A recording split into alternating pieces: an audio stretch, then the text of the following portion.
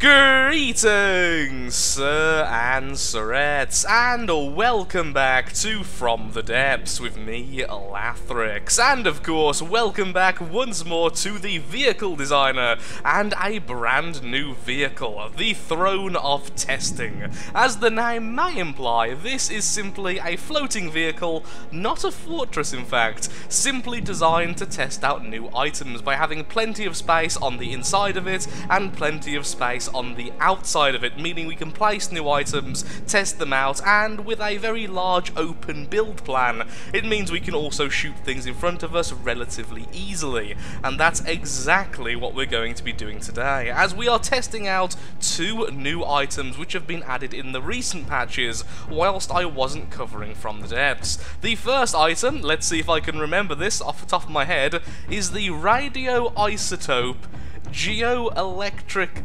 generator, or something similar to that. I feel like I got close, but not quite. It's the Radioisotope Thermoelectric generator. Okay, I either got that correct or I was close. I literally can't remember what I've just said. I will tell when I'm doing editing. Anyway, the RTG is pretty much what you might think it is. It's a generator. It generates electricity, but it's a little bit special in terms of From the Depths, as it doesn't cost a resource after the initial cost, which admittedly is quite high. It's a lot of crystal, but thankfully crystal is a renewable resource. It's very easy to create, as you don't even need to actually harvest it from the harvest zones. You can simply grow it in the farms. That is really cool. I love the idea of having a vehicle which doesn't require fuel at all. So that is definitely something I'll be testing out, especially with the electric engine, seeing just how many of these will actually need to make anything work. Currently, this little setup I have of a single RTG, which by the way doesn't actually need to connect to the battery. We could simply put it here and it still does the exact same thing. We then have a battery, as I just mentioned, attached to an electrical engine, currently providing around about 30 to 35 power, which you can see in tiny little numbers in the bottom right. This is then powering a set of jets behind our, I want to call them altars, or perhaps monoliths to the dark gods. I couldn't resist, I'm so sorry, because they have a new way of doing the posters and it's so much easier now, and I think that's pretty. So yeah, we'll be testing out that, and secondly, we'll be testing out the new particle cannon. This I am really excited to test. Admittedly, weirdly, not as much as the RTG, because that just seems to fit my playstyle, but the particle cannon gives us another way to use electricity, rather than simply using the lasers, which is really cool, because I've noticed that the lasers have been changed in ways I don't particularly like. I've been fixing up a secret ship in the background, which is now called the Relic, which actually did used to use a laser, and I'm not really happy with it anymore, so perhaps the particle cannon can be its replacement. Now, the particle cannon is pretty big, so what we're going to do is quickly mount it on here, and let's have a quick look at the stats before I go off and try to make this thing work. So here we are, we've got a lot of things to check out. We have damage and inaccuracy, we have efficient or overclocked, we have the field of fire, damage. There's a lot of stuff to test out, and honestly I'm not sure which I'm going to test out first, but honestly, it's all pretty well labelled. I haven't watched a video on this, I haven't looked at the forums. As always, I like to learn by simply doing, so we're going to fire at things until we figure out a good way to use it. So now I've remembered how to actually make it so the mouse is not bound to your movement when you're trying to do all this, I might feel a little bit less seasick, although the rocking doesn't really help. So with the particle cannon, what do we have? I've just been looking at the numbers, just moving some things around, and it's actually, like I say, very self-explanatory, which I like a lot. Now watch me say something completely wrong and find out later after I've rendered the video. So we have the horizontal / vertical focus. With this we can focus on moving left and right in terms of aim, or up and down, as you might imagine, horizontal versus vertical, and this, by the looks of it, affects the accuracy, not how much it actually can move left and right and up and down. So that's very interesting, and the reason why I feel like that's the case is because we then have the field of fire. The field of fire is how many degrees you can be off and still shoot. The higher accuracy is in the middle, the less accurate is obviously further away from directly in front of it, so really Ideally, having it perhaps a bit lower might be better, but for now we're having it on maximum because I'm silly. The damage and attenuation, which I probably pronounced horribly wrong, is pretty cool. Actually, it's a really interesting concept. The idea is the damage from this gun weakens as it goes more and more kilometers away from the first shot, and you can choose to either have a higher starter damage or less drop-off in terms of damage. So that's really weird.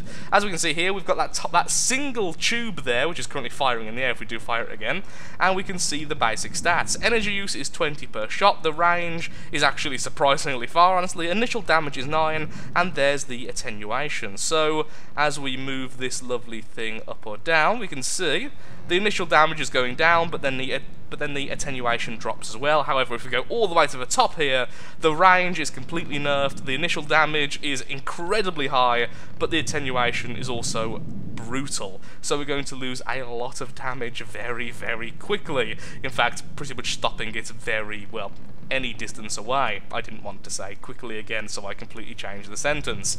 Field of fire is at max. The overclock is pretty simple. You can use more energy to do more damage, or less energy to do less damage, but it is more efficient the less damage you deal. As we can see, it currently uses 20 per shot to do 100. That's a really neat set of numbers. And if we maximize it, it's 2,000 per shot to do 1,000. And now I've saw that, I actually no longer stand by my previous convictions. So 100, so it's basically timesing itself by 10 in terms of damage. However, it's timesing itself by 100 in terms of energy usage. So obviously that's not particularly efficient for our poor energy reserves now, is it? So that's definitely something we'll have to look at later. Damage and inaccuracy, it's literally what you think. More damage versus more accurate. What do you want? Do you want it to be a long-range sniper weapon, or do you want it to be an absolute scattered shotgun? Because you can do that, because not all the particles fire at once. Well, they do fire at once, but they fire separately. The charge time is what I'm most interested in, honestly. This is the one I want to test out more than all the others. If we increase the charge time, it becomes more accurate. As you can see, the horizontal and vertical focus is getting better and better and better. If I was actually on the right one there we are. The time between the shots is increasing, but the damage is also increasing, and by the looks of it, this is a linear thing. Let's go at 1. 1 is 100 damage, then at 10, it's 1,000 damage. So times 10, yeah, so it's actually completely linear. And so really, what's the point of having it lower? Well, other than the fact you'll get more shots off before it gets damaged, perhaps. But in terms of pure damage output, it's the same damage output per second, but way more accurate. I can't see why I would do that. Then there's all these things which we're going to get into later. So, let's actually build this thing, shall we? We're going to build a very simple one to start off with. So, we have the particle tubes, we can then add the... where are you?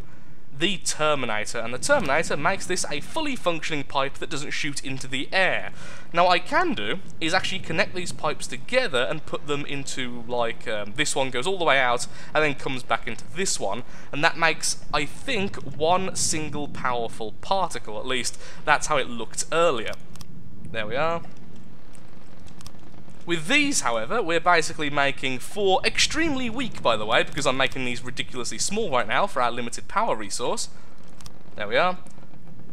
Very weak shots, but it will shoot basically 3 particles, each of them being different projectiles. It's not shooting a single shot. So if we turn this on now... Taking control. Quite slowly. There we are. We just shot and actually did quite a bit of damage, considering how limited energy we had and the fact this is a tiny, tiny weapon. Do it again.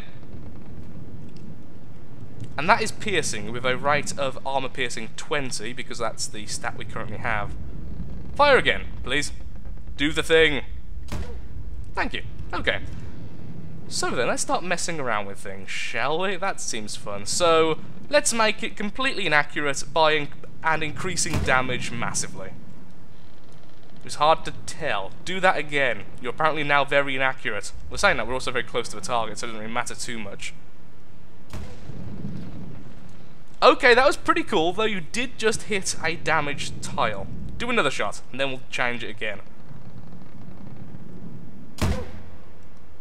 Okay. Let's change the charge time down to 1.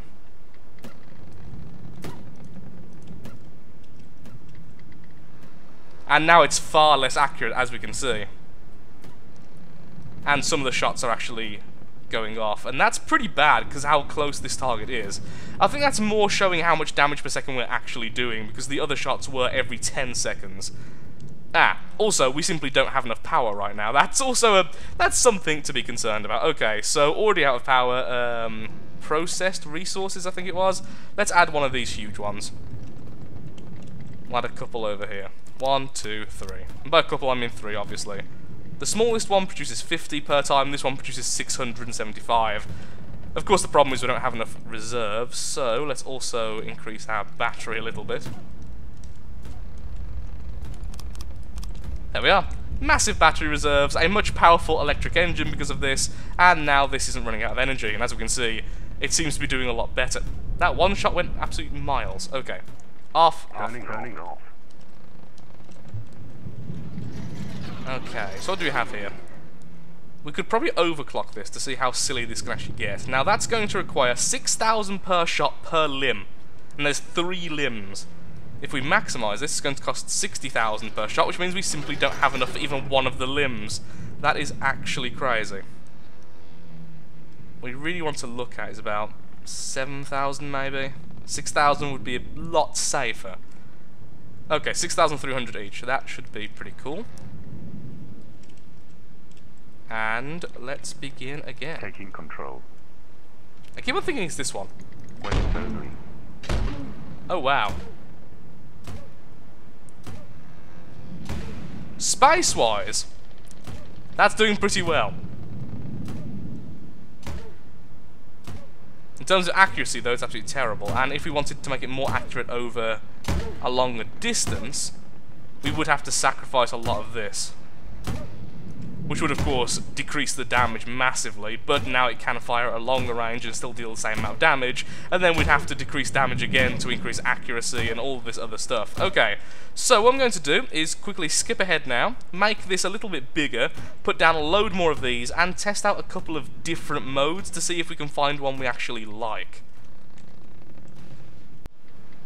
Okay, let's get into the first of probably very many silly experiments to understand the weapon better. We now have a single one-way pipe exiting here, entering here, which is a length of 94. Now this, like I say, is a one-way pipe, meaning despite the fact it's using 2 outlets, it's only going to be counting as 1 shot. This means we can stack up the damage very, very easily, which should be pretty useful for certain types, like the piercing and the EMP, perhaps even the explosive shot, having a very compact explosion, being able to damage even the hardiest of metal and such, but I'm not too sure about that one just yet. Either way, right now we're going to be using the EMP. So 50% is applied as EMP, I'm guessing the other 50 is still counted as the regular laser damage, at least that's my basic understanding. I've decided to get this down to 50, so we're not losing too much damage over range, but we are still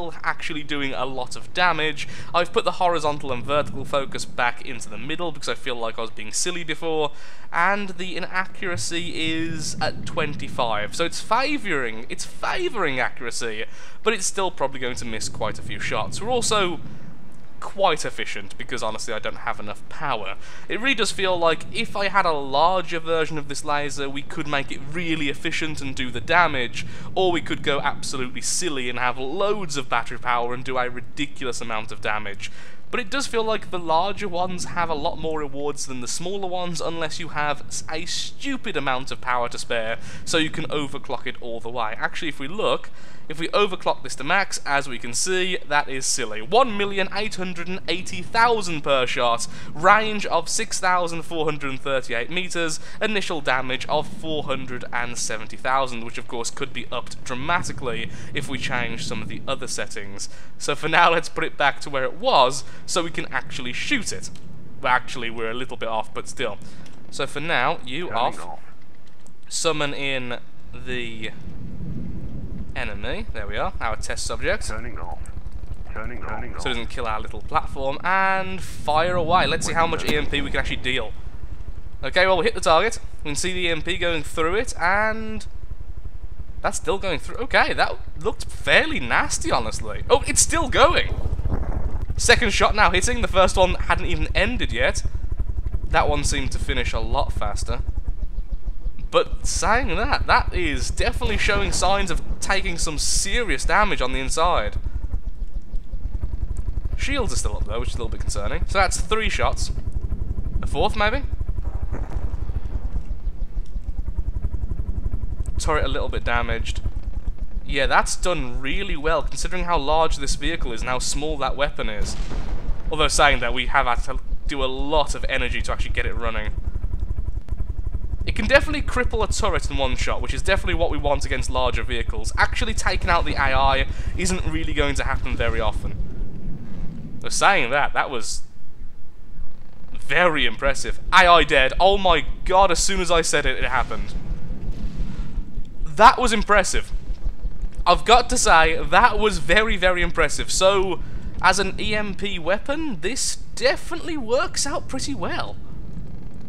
And we could definitely make this better. I mean, that's fairly obvious. Right now we have this out here looking stupid because I wanted to see just how large it is. And we could have it a lot bigger, making it more efficient. We could have it a lot bigger, just making it more powerful. And for that, I'm fairly happy. Before we do something else, like add multiple inputs to see if maybe a more shotgun approach would do pretty well, perhaps with piercing or the impact weapon type, let's see how the piercing does using the more sniper-orientated weapon. Of course, I will have to test these out on a much larger scale later, but honestly, with just this, I am really impressed with the EMP capabilities, especially since we can make it huge if we want, or tiny. The fact it actually hits the target instantly is a very, very big boon indeed. So let's turn that on. Hopefully you can actually hit the target without hitting the throne. That was intentional. With that totally intentional blunder out of the way, let's fire the piercing shot. Okay, it hit straight away. I was expecting to be able to move a little bit first. That kind of skimmed the side, so it's hard to tell how far it actually went into the enemy. That went straight through the enemy. I'm fairly certain I saw that come out the other side. Not enough damage though to really do much to the enemy on the way through. Again, going straight through, damaging something weaker on the inside, but we definitely need more damage. That isn't enough damage to really do much. And again, yep, things are falling out from the inside, but not so much from the outside. So some internal damage, not that much really, not too impressed in comparison to the advanced cannons, which can do things very similar, but still fairly cool, and not using ammunition, which always makes me happy.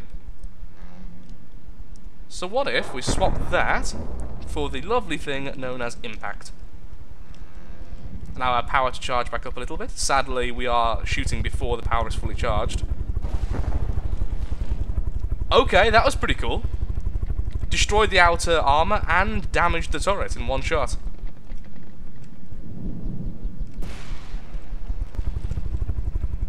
That's fairly good. Again, actually hitting instantly, so most of the shots will be hitting. Just adds so much to this weapon. Very cool. And finally, before we swap over, let's have the explosive shock. I'm really hoping I'm impressed with this, but I just don't think I will be. Okay, to be fair, that did hit something explosive because it was already exposed, so that is a bit of a false positive. Trying to be a realist. Maybe I'm wrong. That went through the metal and definitely detonated things.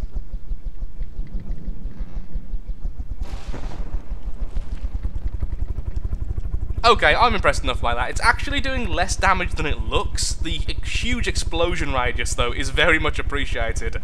That looks very, very cool.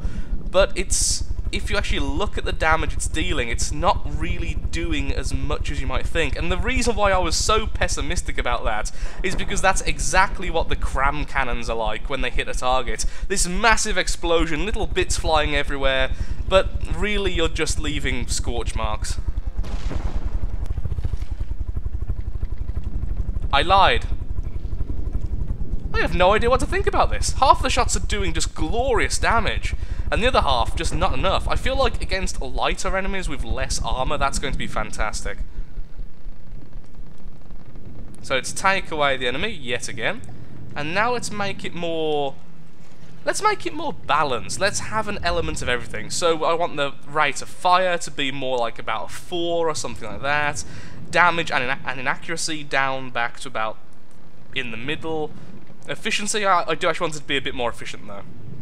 Because now what we're going to do is take away this, sadly, and every single one of those outputs or inputs or whatever you want to call them is going to have its own little particle tube. Before we do anything else serious, I just need to show this off. If you turn the charge time to minimum, it's already a very fast firing weapon and incredibly inaccurate. However, if you then take control of the weapon, it fires around about 100 times per second. And as you can see, it looks absolutely amazing. You are going to hit everything but the enemy with this.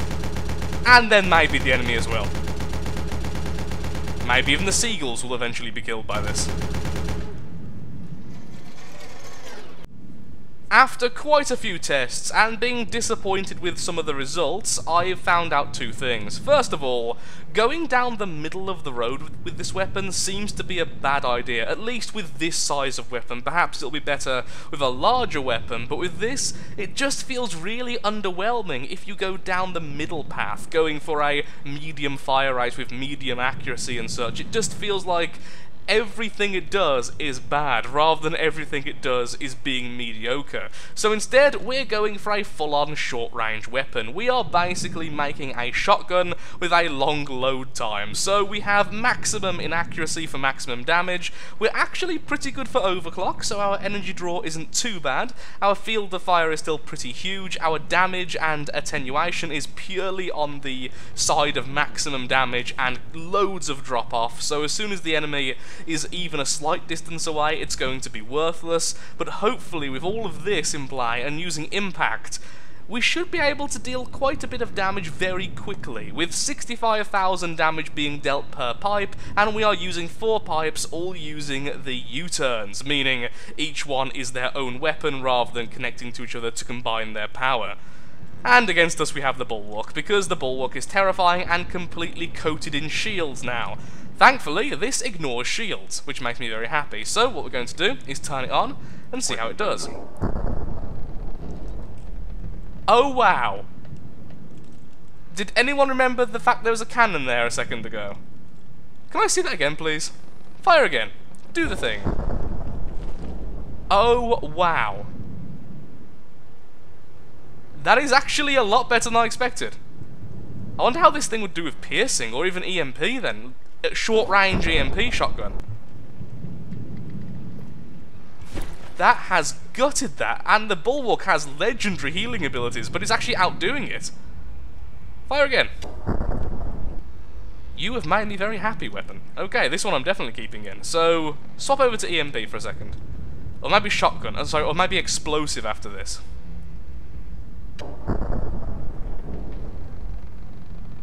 That is a lot of internal damage being done.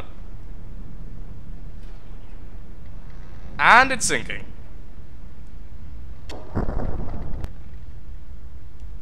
Now that, I think, was cancelled out by certain things inside the enemy, as I think it has the... I forgot what they're called, but there are items which basically stops EMP in its tracks if you attach it to AI and such. And I'm fairly certain the Bulwark has these. So, let's swap back over to something else, like the Explosive Shock, now that lag is over.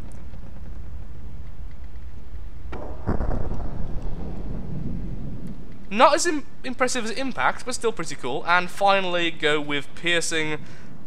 Although I do think Impact is definitely the victor here with the shotgun version. I wonder how far that went. Doesn't look like too far. Try again. Maybe I should take aim for a second. Okay, let's aim there. Didn't destroy it. Okay, it went through. Continued to go through. Okay, that has definitely done a lot of damage, although I still think that with the piercing weapon, having one focused shot would be a lot better. With this, on the other hand, Impact definitely seems to be the king, although EMP wasn't bad. But look at that! That's just stupid!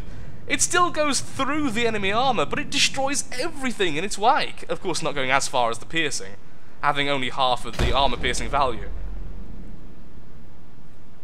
Yeah, I feel like if I managed to refine this, I would be incredibly happy. So let's just turn down the charge time for a bit of fun, and let the shotgun do its business. That is doing significantly less. Like, more so than I expected. I definitely have enough energy. I am slowly running out, but right now we are feeding it fully. Oh wow, that's going through a lot of things. I think it's because of lag, I'm not quite seeing exactly what it's doing. Okay, I think I'm sold at this point. I do feel at this point in time that a long-range specialised one or a short-range specialised one is definitely the way to go, because this is still a very small turret. If you put this in a hull, you would have plenty of space left, so you could make this a lot more powerful with a larger vessel.